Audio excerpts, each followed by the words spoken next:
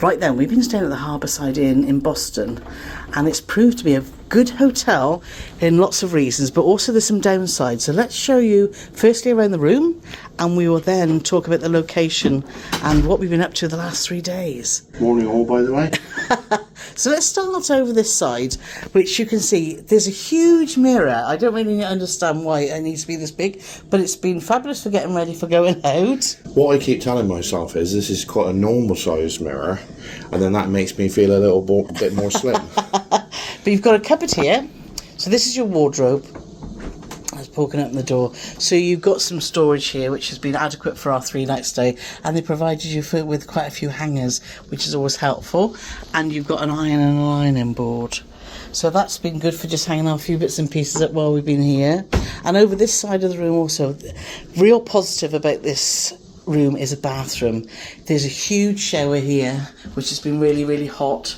You get products which are called Tarot, which have been sort of orangey flavours, not flavours. I didn't taste one, I just showered with it. I didn't Yeah, which has been great. And it's worked really well, hasn't it, the bathroom? Can't fault the bathroom at all. The other thing I will say, if you come out here, is obviously it wouldn't be a Paul and Carole review without me sitting on the toilet. True. The toilet is very low to the ground. So if you've got some mobility issues, it's a long way down, to be fair. Yeah. So and the toilet roll's right down the back there. Yeah. So we would we've had that off and just had it on the side of the sink, haven't we? But yeah, it is low. I've even found that, and I'm short. But do bear that in mind. Yeah. You've got a hairdryer there, which has been fine, and then back into the room you can see that it's a really decent space.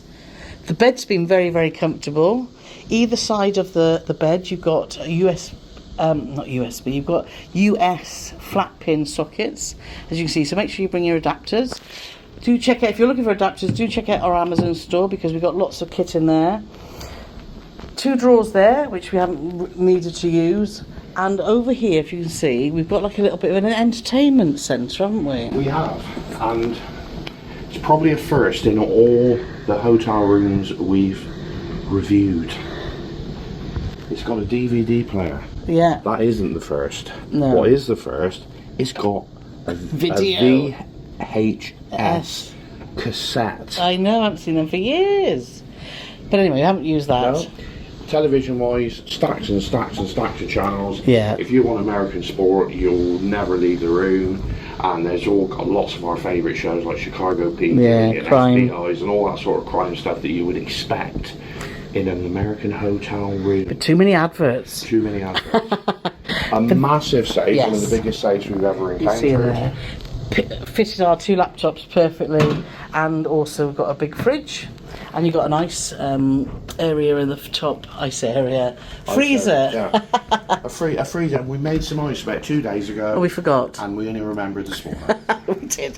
Here you've got 2 tables, you've got 2 chairs and a table, which has been fine for us doing catching up with a little bit of work, and you've got obviously your suitcase holder there. So space has not been one problem at all. Now there is one issue which might not be favourable, or 2 issues with this room. Issues. Oh, do you want to talk about that first one? Yes, the first one. Yeah. Is this here. Yeah.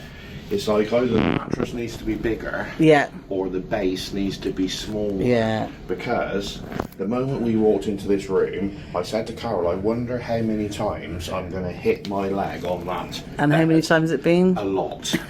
Yeah, it is. I've done the same the other side as well.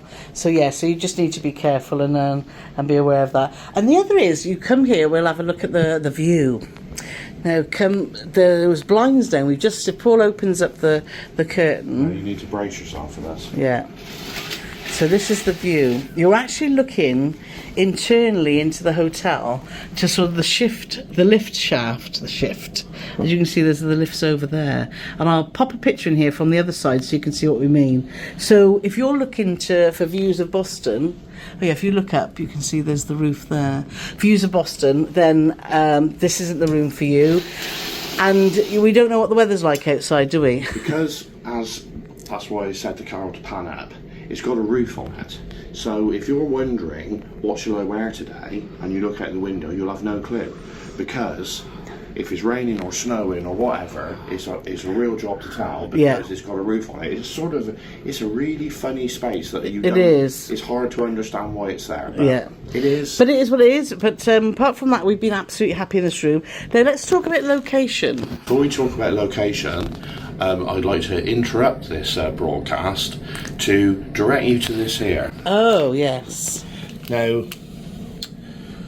in the film Die Hard 3, Die Hard with a Vengeance, there's a scene where Bruce Willis and Samuel L. Jackson are walking down the road and this juvenile comes out of a shop and he's stolen a Butterfinger. And the line is something like, what, you want to go to juvie for stealing a Butterfinger?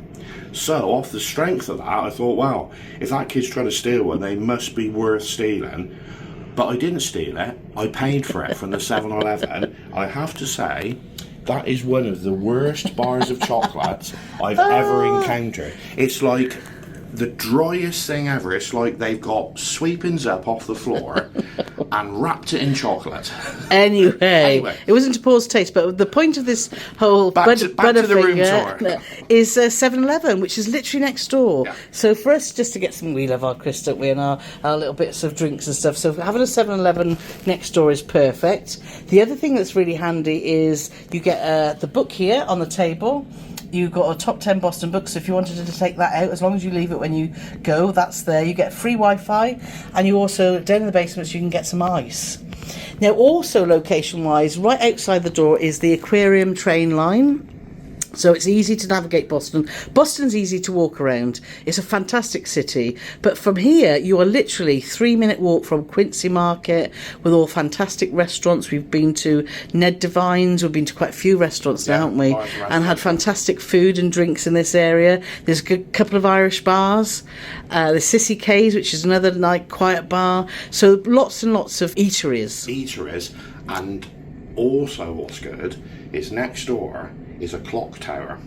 Of the Marriott. It's the Marriott Hotel, but it's got a massive clock tower, and it's a great landmark for finding your way home. Yeah. You can see it from virtually wherever you are. So you just keep heading in the direction of the clock tower, and you find your way home. And the aquarium's a few minutes walk away, which also does the duck tours, which we did the other day, which was great fun. And getting from the airport, it could cost you about $24 in Uber, and also getting to the cruise port, it costs about $15. One other tip we'd like to share with you is Meet Boston. We're on Gary Bembridge's group cruise. So Meet Boston is a place within the Prudential Centre, that is an ideal starting point if you are travelling to Boston, because it showcases the best of Boston with exhibits, and it's got this fantastic viewing platform at the top.